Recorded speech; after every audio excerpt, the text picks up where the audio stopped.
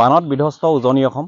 ইতিমধ্যে আপোনালোকে সংবাদ মাধ্যমৰ যোগেদি দেখিছে যে উজনি অসমৰ 3খন জিলা বানত বিধ্বস্ত হৈছে। তাৰ ভিতৰত অন্যতম শিৱসাগৰ আৰু চৰাইদেউ জিলা। মই বৰ্তমান উপস্থিত আছোঁ শিৱসাগৰ জিলাৰ গেলেকী নামদঙীয়া এটা বিশেষ অঞ্চলত।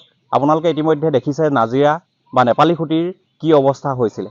তাৰ সমান্তৰালভাৱে যদি আমি চাবলৈ যাওঁ, আমাৰ এই বিশেষ অঞ্চলৰ গেলেকী যি নামদঙীয়া অঞ্চল, এই অঞ্চলতো সেই 19 তাৰিখৰ যি বান পৰিস্থিতিৰ উদ্ভৱ হৈছিলে, এই ঠাইডোখৰ সম্পূৰ্ণৰূপে বুৰাই নিছিলে, যাৰ ফলত ইয়াৰ যিসকল কৃষিজীৱী ৰাইজ, তেওঁলোক আজিৰ তাৰিখত আচলতে পানী শুকোৱাৰ লগে লগে তেওঁলোকে ভাবিবলৈ বাধ্য হৈছে আচলতে তেওঁলোকে জীয়াই থাকিব কেনেদৰে। কাৰণ তেওঁলোকৰ যি কঠীয়া আছিলে, খেতিপথাৰ বা কঠীয়া আছিলে বা অন্যান্য যিসমূহ চাহ গছ আছিলে বা চাহ খেতি আছিলে, এইসমূহ সম্পূৰ্ণ পানীৰে বুৰাই পেলালে।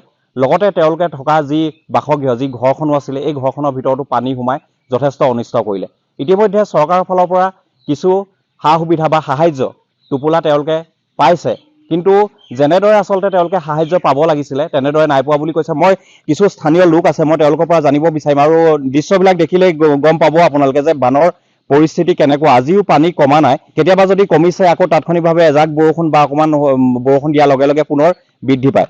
মই এজন স্থানীয় লোক আছে, তেওঁৰ পৰা জানিব বিচাৰিম যে আমাৰ যিহেতু এইটো নামদঙীয়া অঞ্চল, দোলাকাষৰীয়া গাঁও পঞ্চায়তৰ নামদঙীয়া অঞ্চল, শিৱসাগৰ সমষ্টিত ইতিমধ্যে নাজিৰা বা আমি দেখিছোঁ নাজিৰা নেপালী খুঁটি বা অন্যান্য বিহুবৰ যি পৰিস্থিতি হৈছে, ঘৰ বাৰী সম্পূৰ্ণ নাইকিয়া হৈ গৈছে, সম্পূৰ্ণ বিধ্বস্ত, একবাৰে ক'বলৈ গ'লে যে যুদ্ধ বিধ্বস্ত যেন ঠাইবোৰ লগা হৈছে।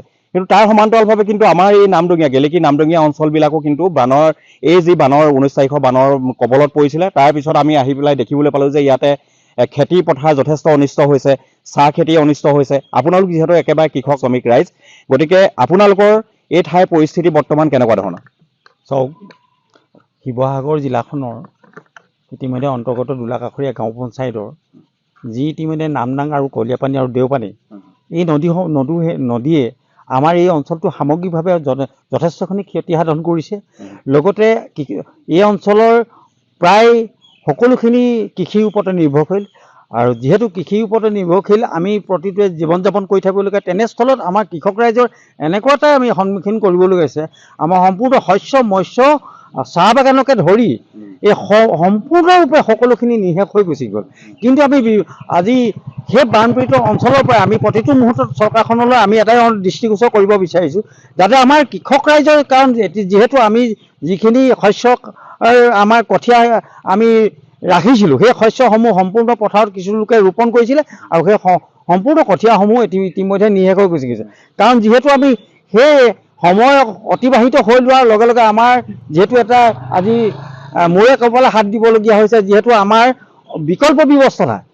গতিকে আমাক চৰকাৰখনে এটা সামান্য টোপোলা যদিও আগবঢ়াইছে, গতিকে সেয়া আমাৰ কাৰণে যথেষ্ট নহয়। কাৰণ অনাগত দিনত যদি আমি ভৱিষ্যতে আমি প্ৰজন্মক আমি কেনেকৈ ধৰি ৰাখিম, আৰু সেই কৃষকসকলৰ সতি সন্ততিকৰণ সামগ্ৰিক গোটেই অঞ্চলটোৰ ৰাইজে আমি অতি দুখতে আমি জনাওঁ যে যদি কৃষক ৰাইজৰ সুবিধা হোৱাকৈ কৃষি বিভাগে যদি ইয়াৰ বিকল্প ব্যৱস্থা হিচাপে নলয়, তেতিয়াহ'লে কৃষক ৰাইজে অনাগত দিনত পেট বান্ধি তেখেতসকলে থাকিবলগীয়াও, ভোকাটোৰে জীৱন যাপন কৰিবলৈ, অন্য হাতে মৃত্যু পৰিবলগীয়া। তাৰ লগে লগে পানী শুকোৱাৰ লগে লগে এই অঞ্চলবিলাকত এনেকুৱাতে দেখা দিছে যে জ্বৰ হৈছে। ইতিমধ্যে আজি 2-3 দিন হৈছে তেখেতসকলে কিছু মেডিকেলৰ টিম আহিছে, আমি তেখেতসকলক কৈছোঁ যে এই এনেকুৱা হৈছে যে মানুহবিলাকৰ ঘৰখনত আৰু গেলা পচা জীৱ জন্তু ইতিমধ্যে মৰিছে, কিন্তু সেই মৰাৰ ফলত বাৰীলৈ আমি যাব নোৱাৰোঁ। বাৰীত দুৰ্গন্ধময় ব্যৱস্থা হৈছে।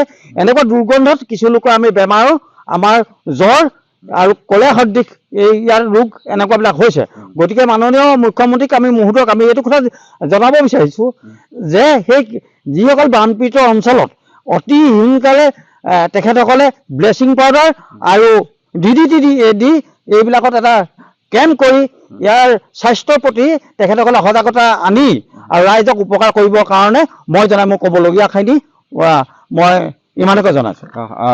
ইতিমধ্যে তেখেতে কৈছে যে কৃষি পথাৰ সম্পূৰ্ণ নষ্ট হৈ গৈছে, আৰু যিসমূহ আচলতে তেওঁলোকে কঠীয়া সাঁচিছিলে খেতি কৰাৰ বাবে, এইসমূহ সম্পূৰ্ণৰূপে নষ্ট হৈ গৈছে। তাৰ সমান্তৰালভাৱে যিসমূহ ইয়াতে চাহ বাগিচা তেওঁলোকে আছিলে, আমাৰ ক্ষুদ্ৰ চাহ খেতিয়ক আছিলে, তেওঁলোকৰ চাহ খেতিটো আচলতে যিসমূহ বাগিচা আছিলে সেইসমূহ সম্পূৰ্ণ পানীত ডুব গৈছে, আৰু যোৱাৰ কাৰণে আচলতে এই চাহৰ যি ভৱিষ্যত, এই ভৱিষ্যত আচলতে চাহ গছবিলাকৰ ভৱিষ্যত নাইকিয়া হৈ গৈছে। গতিকে কৃষি বিভাগে বা চৰকাৰখনে ইয়াৰ ক্ষেত্ৰত এটা বিশেষ পদক্ষেপ ল'ব লাগে বুলি তেওঁলোকে দাবী কৰিছে। আমিও অসমৰ মাননীয় মুখ্যমন্ত্ৰীলৈ এই কথাটো অনুৰোধ জনাম যে গেলেকীৰ এই বৃহত্তৰ নামদঙীয়া অঞ্চলটো যিহেতু বৰ্তমানো এই বানৰ বিভীষিকাৰ মাজতে আছে, গতিকে নিশ্চিতভাৱে চৰকাৰখনে যদি এনেকুৱা ধৰণৰ যুগান্তকাৰী কিছুমান পদক্ষেপ গ্ৰহণ নকৰে তেতিয়াহ'লে নিশ্চিতভাৱে ভৱিষ্যতে ইয়াৰ যিসকল লোক আছে এওঁলোকৰ ভৱিষ্যত কিন্তু এটা বেয়া দিশলৈ গতি কৰিব। মোৰ কাষত আৰু এগৰাকী ইয়াৰে ব্যৱসায়ী আছে, মই তেখেতৰ দোকানলৈ আহিলোঁ, দেখিছোঁ যে দোকানখন বৰ্তমান একেবাৰে জহি খহি গৈছে, অৱস্থা বেয়া।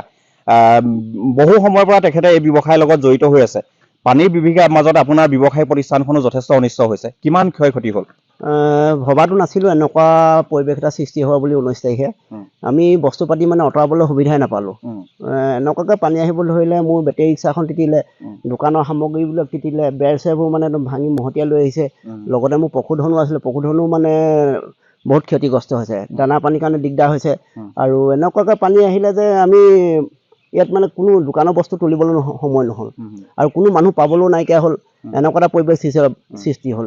যাতে আমাৰ স্থানীয় বিধায়ক মহোদয়ক ইয়াকে অনুৰোধ জনাওঁ যাতে আমাৰ ক্ষতিপূৰণবিলাক যাতে উচিত ক্ষতিপূৰণ আমাক দিয়ে আৰু থলুৱা মানুহখিনিক যাতে কৃষি গোটেই শস্য পথাৰ গোটেই নষ্ট হৈছে।